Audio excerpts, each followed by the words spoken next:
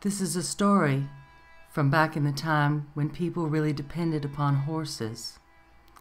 They were a daily part of life, as was death. Something they had to deal with and we have to deal with today. It's called Two White Horses. Amanda Jane fixed me with her big brown eyes and said, "Mama will be back tomorrow, won't you, Jenny?" She held tight to a rag doll. I almost said, "Mama will never be back, Mandy." But I choked back the words. How could you tell that to such a little young one? When the neighbor women came to get Mama ready for the burying, they took Mandy and little Joey to the men's house. Nels Woodsby brought the box to lay Mama in. They put on her best taffeta dress, the one with the stand-up collar that she only wore to church on Sundays. Grandma Turner's brooch was pinned to her blouse, and on her hand was her wide gold wedding band, and the ring Papa gave her with the real diamonds set in it. We all walked to the graveyard. Our two white horses, Bird and Doc, pulled the wagon with the coffin and flowers, slow-like. Mom always loved the view from Graveyard Hill. You could see most of Greenup County with the rivers winding below. Birds were singing, and I could smell honeysuckle on the warm air, but I had a cold, drizzly feeling inside, and the sunshine just seemed all wrong. Preacher Brock gave a long sermon about what a fine woman Mama was and telling things in the Bible. But I wished he wouldn't talk so long. I was afraid Papa would break down and cry. He sat there so sad and stern. Charlene Moss and Leslie Crump sang, "You gotta walk that lonesome valley. You gotta walk it all alone." I could just see Mama, dressed in white, walking down a long, dark, lonesome valley, all by herself. At the end, Papa asked them to sing her favorite hymn, Precious Memories. I almost smothered when they shut down that coffin. I could see Mama through the little window in the lid. She just looked like she was asleep. When they commenced to shoving in the dirt, I ran down the hill to Bird and Doc. Everybody left the graveyard, and we walked the rest of the way home.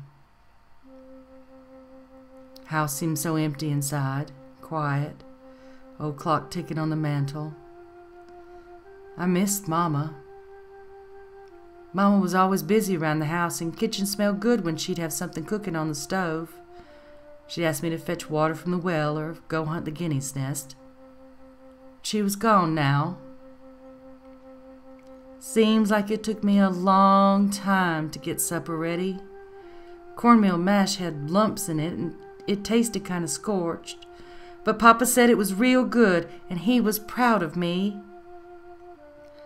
When bedtime came, little Joey hollered for Mama. He was terrible fussy on the account if he missed his nap because of the bearing. I could barely get him into his trundle bed. Didn't have no trouble with Mandy, though. She sleeps with me. Then Papa blew out the lamp and climbed into the big four-poster bed in the corner, alone. A huge moon came up over the trees, making dark shadows. I couldn't get to sleep. I kept thinking about Mama up there in that graveyard with all those dead people. Little Carter boy was near. He died of the thrash. Grass hadn't grown back over his grave yet. Over to the stone wall was old Miss Crower. She got so big she couldn't get out of her chair.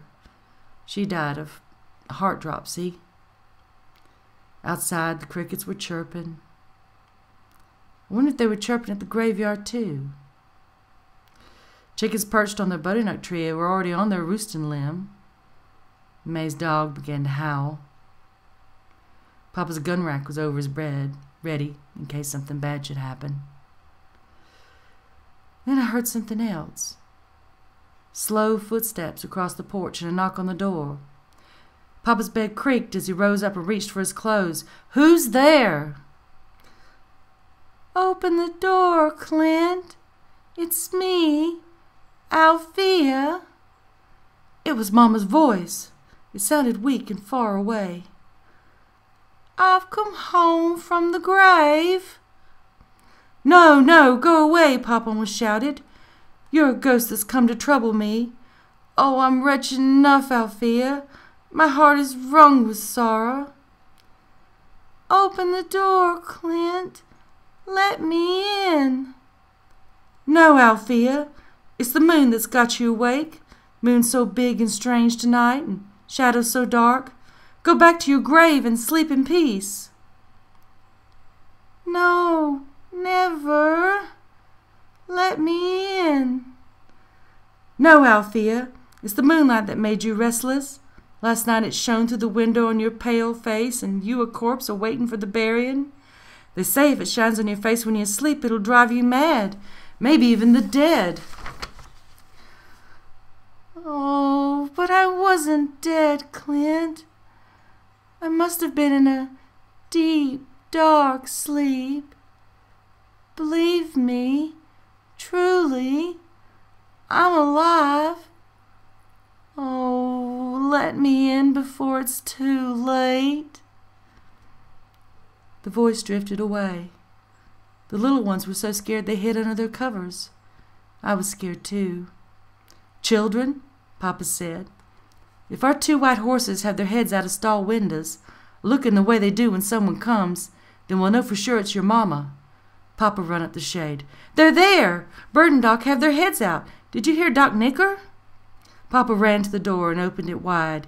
He caught Mama in his arms just as she was about to fall. He carried her and laid her out on the bed. Jenny, go make Mama some hot comfy tea. She's so cold. Althea, I saw Nels Woodsby nailed on that coffin lid and dirt shoveled in on it. How'd you escape? Mama took a deep breath.